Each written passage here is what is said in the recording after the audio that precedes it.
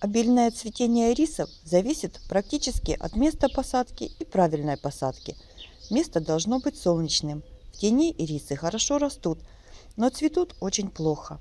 Выбрали солнечное место и правильно высаживаем ирисы.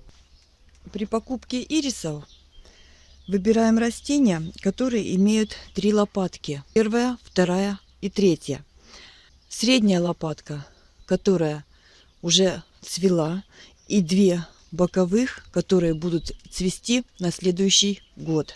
На рынках также продают ирисы с 1 лопаткой, но выбирайте всегда для покупки, чтобы ирис был с клубнем.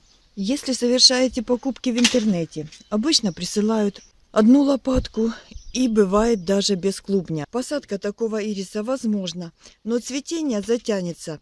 На 2-й год просто будет нарастать клубень, корешочки, расти само растение, и примерно на 3-й год оно начнет цвести. Поэтому для хорошей посадки выбирайте хорошие растения, чтобы был хороший клубенечек, чтобы было 3 лопаточки или даже хотя бы 1 лопаточка, но с клубнем. Место посадки у нас солнечное, без тени.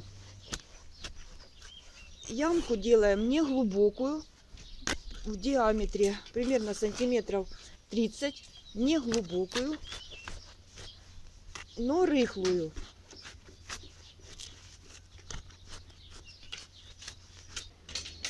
Сразу же обрезаем цветонос, потому что он тянет очень много питания, он уже отцвел, он уже нам не нужен.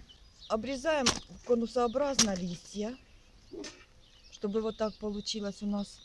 Почему делается такой надрез? Для того, чтобы при попадании дождя по бокам листьев водичка стекала. И сейчас самое главное, это посадка этого растения. Она отличается от посадки других растений. Земля у нас в лунке рыхлая. Делаем вот такой холмик посередине нашей лунки. И уже обрезанное растение с корнями, с клубнем высаживаем на этот холмик. Клубень ни в коем случае не прикрываем грунтом. Растение ставим на холмик, раскладываем клубень на одной стороне холмика, корешочки раскладываем по всему холмику, и клубень должен смотреть на юг или на юго-восток. Присыпаем корешочки, не прикрывая клубня.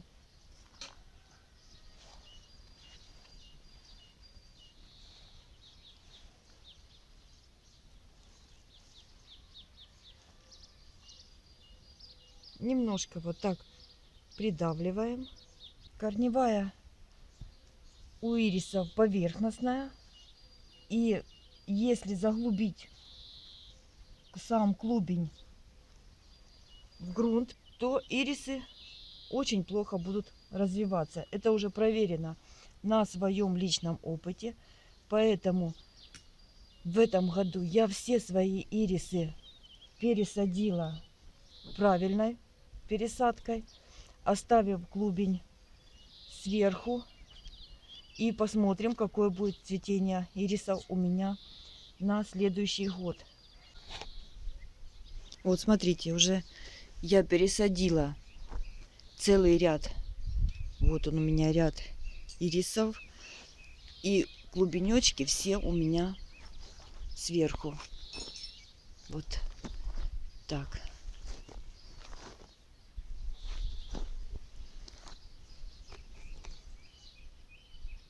Что делать с вот такими ирисами, которые без клубня, но которые у вас появились?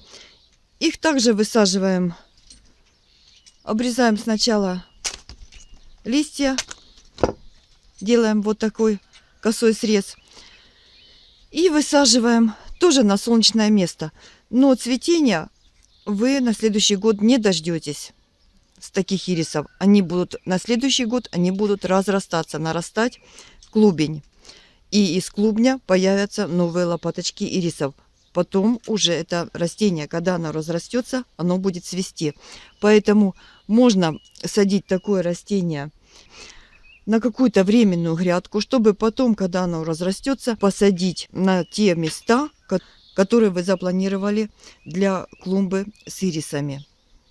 Для такого растения, у которого нет еще клубня, но есть уже корешочки, делаю рыхлую грядочку. И так как у него нет еще клубенька, просто раскладываю корешочки и присыпаю грунтом, высаживаю как обычное растение. После того, как этот ирис разрастется, я уже его пересажу правильно, как положено, чтобы клубень был над грунтом. И после посадки проливаю водичкой только для того, чтобы корешочки напитались влагой. Как ухаживать дальше за вот этими посаженными, пересаженными, приведенными в порядок ирисами? На этом мой уход за ними закончился. Я их правильно пересадила, я их пролила, и сейчас даю им покой. Время от времени немножечко буду поливать не обильно. Ирисы не любят сильно застоя влаги, и чтобы был сильно мокрый грунт. Поэтому слегка пролили, легкого полива им будет достаточно. И вот так они у меня уходят в зиму. Осенью я немножко прикрою корневую листвой опавшей. И больше с ними ничего делать не буду. Весной, как только увижу, что начали прорастать новые листики, подкормлю азотным удобрением для того, чтобы нарастала хорошо зеленая масса. И точно так же полив по мере просыхания почвы. На этом все. Пусть у вас все получается. Пусть ваши ирисы растут, зеленеют, цветут, дают прекрасные цветы, чтобы эти цветы приносили вам радость. Всем спасибо за просмотр. Всем пока.